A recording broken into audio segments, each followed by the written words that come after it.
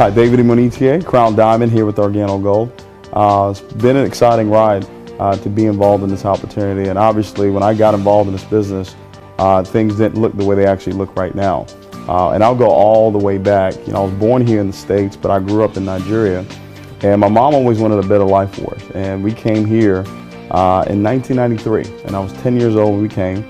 And at that time, I was living with my uncle and his wife and his son. It was me, my two sisters, and I think it was a two-bedroom apartment in Harlem, New York. And fortunate enough to move over to Staten Island and went through high school, went through college, went there for 4 years, and after 4 years I graduated as a sophomore after 4 years of schooling. So that didn't work out too well, and got involved in this industry of network marketing at the age of 21 and failed for the first 4.5 years, didn't have any success. Throughout the whole time I was living with my father, on a twin bed, and didn't really have a whole lot of money, and I knew that something needed to change. I knew something had to happen for my life. At 20 years old, I was very fortunate to have little Kayla Michelle, and that was my burning desire. That was my reason for being successful in this business. I didn't really have a choice because I knew that I needed to make a better life for her, just like what my mom did for us. And over a short period of time in this company, we were able to come over and really do some great things with this opportunity. Hello, welcome to the house, OG Bill. Come on in.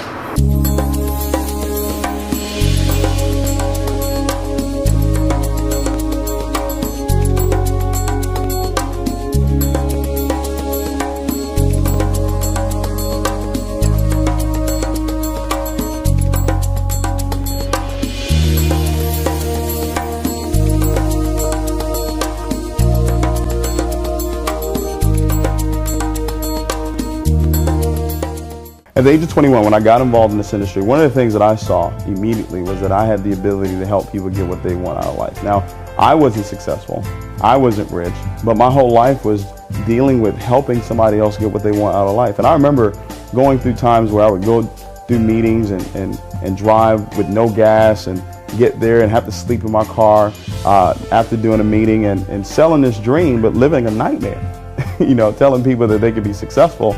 And I wasn't successful, but I just had that vision. I just had that goal in my mind that I was going to get there. And then I had some big reasons. I had a life, to take care of. So I knew that regardless of what was going to take place, I had to make it happen. And, even living with my dad, he was very supportive and, was really, really there for me. Gave me a roof over my head. That was my bedroom right there. The times where, like, if I was locked out of the house, I would climb, I would get the ladder from the back and climb up through this door right here to get to my bedroom.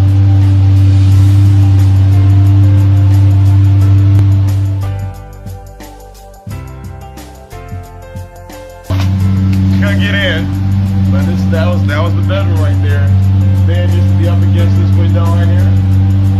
And we didn't have ADT security though.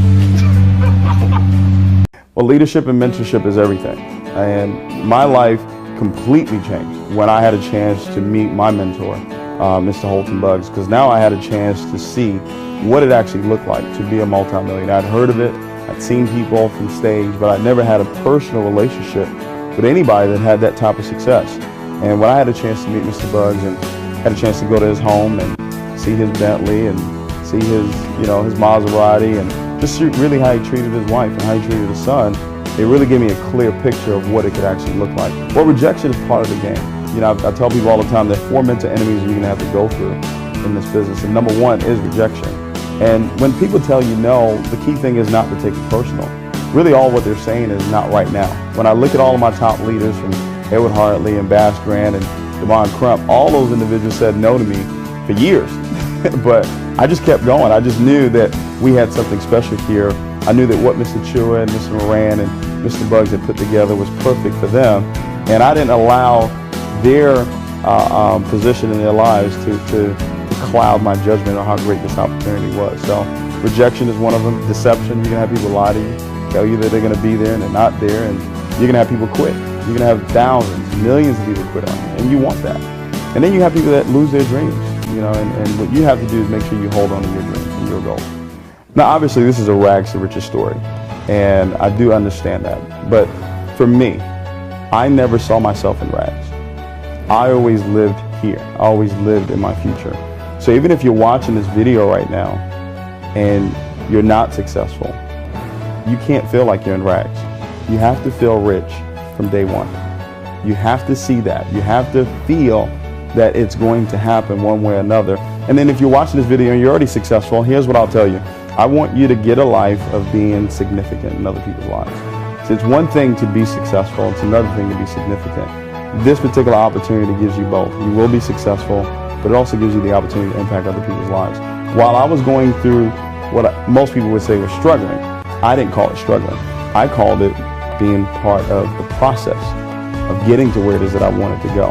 But I always had that vision, held that vision in my mind of where it is that I was going. So I didn't care what was going on in my life at the time. If I can give any advice to anybody that's watching this video right now, the very first thing I would say is start to design exactly what it is that you want for your life.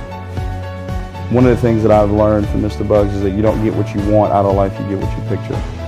What I want you to do is start gathering some pictures. Start writing down some goals that you want for your life. Whether it's this year or for the next 5 years or for the next 10 years, start predicting your life. I believe that you'll live a longer life if you have a purpose. Everything that you say must not come back void. So when you write down a purpose for your life, that is extending your life, because you can't leave this earth until your purpose is finished. And it's so important for you to walk out of this convention knowing exactly what it is that you want, and then realize what it is that you have to sacrifice. What do I have to let go? What relationships do I have to let go?